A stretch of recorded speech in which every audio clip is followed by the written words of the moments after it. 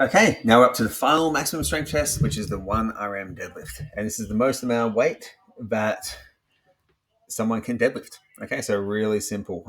So from here, let's go through that. It examines the posterior chain, hamstrings, glutes, lower back.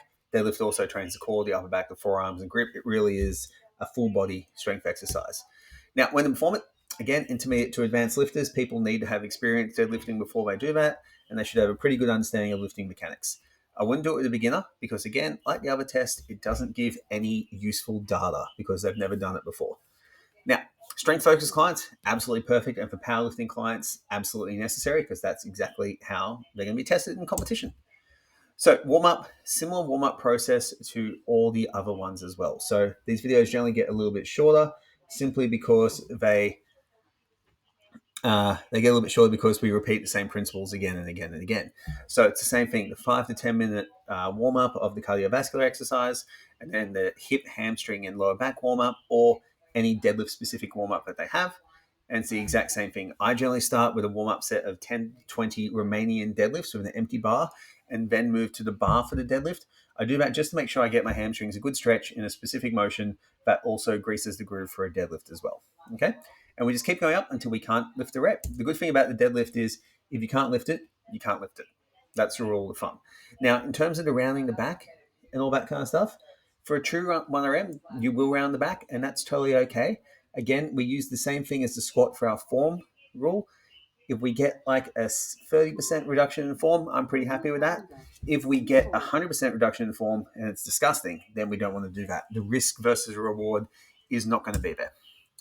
Now, ideally, we should see what we should normally see with a good deadlift. Now, we're not going to have this all the time with doing true 1RMs, but as someone becomes a better lifter, their maximal lift and their submaximal lift start to look exactly the same. So, common faults: excessive rounding lower back, the hips can rise before the chest, the bar drifting away from the body, and lockout issues.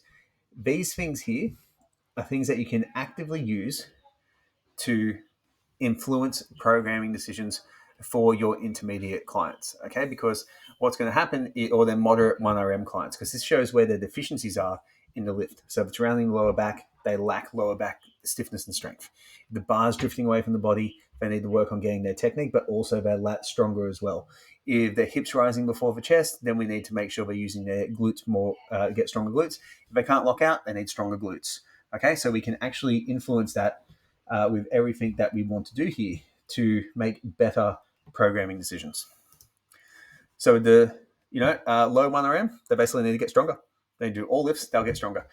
The deadlift I found is the one lift that responds to just strength training in general. And as you get stronger, it gets better. So we don't really need to be super specialized for it. It gets better no matter what.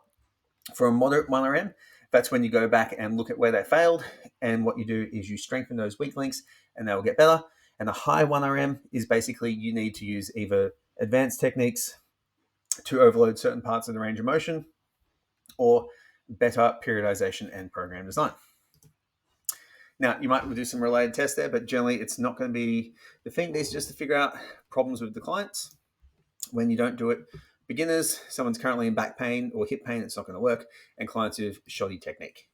So, with beginner level clients, you start light, then you start moving up, and advanced clients, you use other stuff as well. And maximal stage, it's all about programming and specific stuff. So this will give you a really good model for programming deadlift, but also testing it with your clients to see where they are right now.